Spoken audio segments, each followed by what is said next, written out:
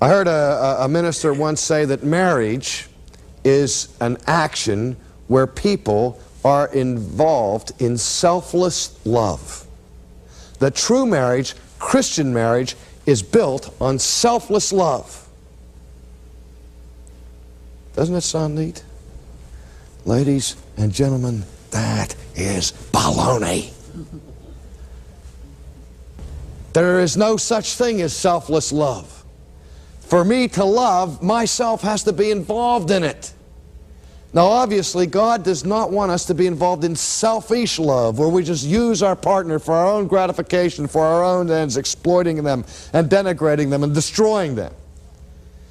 But when I was looking for a wife, I didn't set out looking for, well, I've got to find somebody that I can give myself away totally for the rest of my life and get nothing back. No, I married my wife because I figured she was going to make me happy, because she was going to meet my needs. And well, the wonderful thing was that she felt that I was the one who could meet her needs. But that can be vicious, can't it? If all I care about is having her meet my needs, and all she cares about is my having meet her needs, we got trouble right here in River City. But there's nothing wrong with wanting certain needs met in marriage. But my wife, if she loves me, needs to know what my priority needs are. And if I love her, I need to know what her priority needs are. So we begin to express them. I say, okay, honey, you can only pick 5 things. What are they going to be? And she says, if you could only get 5 things from me, what would they be? And I tell her, she said, what are the other 4? Okay. And so we go through that. And I find all kinds of surprises.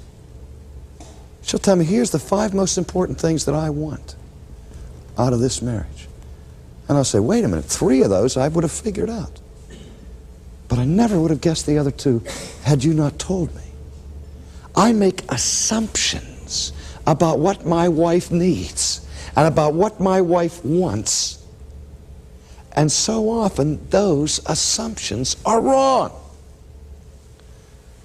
And she does the same thing to me.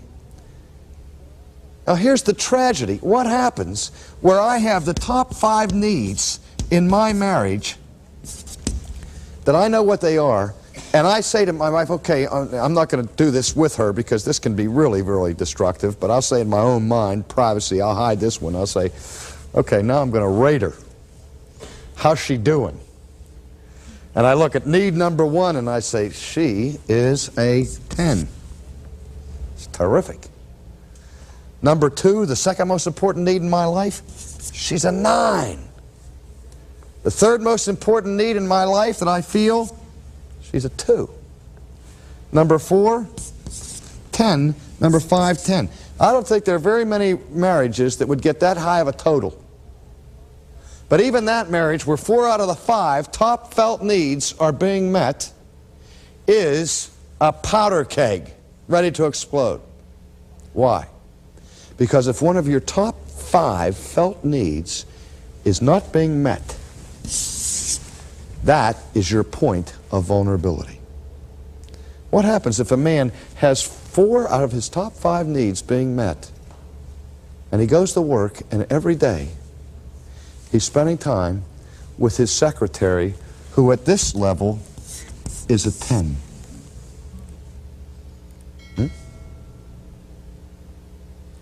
We tend to take for granted the things that are going fine in our marriage. It's where we're longing, and our longings are not being fulfilled, and if somebody else comes along and fulfills them, our head starts playing games. We're willing to trade these 4 in for this one. And it happens every day. And you ask a man who has just left his wife for his secretary, I'll say, what made you do it? And it's the same answer. She made me feel like a man again. What's he saying? He's saying, I had a burning, felt need in my life that my wife was not meeting, and my secretary met, and I went for it. we need to know what those felt needs are. And as much as is within us, we have to endeavor to meet the needs of our partners. And that's where communication is absolutely vital. I joke about this and laugh about this, but if you want to test how well you're communicating your feelings and your needs to your partner, look at your Christmas presents. Are you happy with the presents your wife gives you or your husband gives you for Christmas or for your birthday? I remember the first years that Vesta and I were married. She's very practical, and she's not inclined to extravagant manifestations of romance. I'm the incurable romantic. At Christmas or on her birthday, I want to get her some pizzazzy romantic gift, a fur coat, some jewelry, a lacy nightgown, something like that that is romantic. She wants a washing machine. Right? That's practical. And what do I want? I want something that says, you're my man, you're my hero, you know, win Rocky, and she buys me brand new golf clubs. That's what I want. I sit there and think, I'm going to get a new driver or a new wedge for Christmas from my wife. What do I get? White shirts. Now, white shirts are what I need.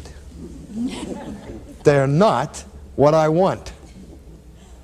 I can buy white shirts anytime. I don't need a special occasion to justify spending money on white shirts. They're a necessity. And so my wife gives me white shirts, and what do? I say, honey, just what I needed. I love them. Thank you so much. And I do such a good job of convincing her how happy I am with the white shirts that next year I get 4 white shirts and I still don't have my golf club. Then my secretary wraps up a new driver and gives it to me on my birthday because she picks up what I want. We tend to give the cheapest gifts. We give the gifts that we want to receive rather than what the person wants to receive. We give the gifts that we think they ought to want rather than the gifts that they really want. And when that happens, we are not communicating. We are missing each other. We are not learning the deepest feelings of our partners. Now, there's one last thing I want to say before we go on to the next subject, which the next time will be considering sexual knowledge and relationship in marriage. But what I want to say before we do that is, I am a person who has spent his whole life studying one thing or another, mostly theology. And I have discovered that one of the greatest experiences there is in this world is to learn something new. I'm fascinated by the word. I can't wait to get to heaven so that the first 15,000 years I can study music, and the second 15,000 years I can study art, and the next 15,000 years I can study, well, maybe I'll get down to biology one of these days. You know, I've been chemistry. I've avoided that all my life. But I love to learn new things. The variety of the created order is just wonderful. It's wondrous. And to learn something new is exciting. But there's no more variety, nothing more provocative, nothing more fascinating than a human soul. We can say that people look like each other, but every single person has a unique personality. And there is no such thing under God's heaven as a dull person once we get beneath the surface. Anybody in this room's life story has sufficient drama and interest to produce a best-selling novel.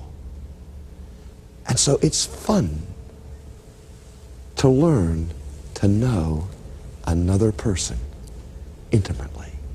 It enriches their life, and it enriches our lives.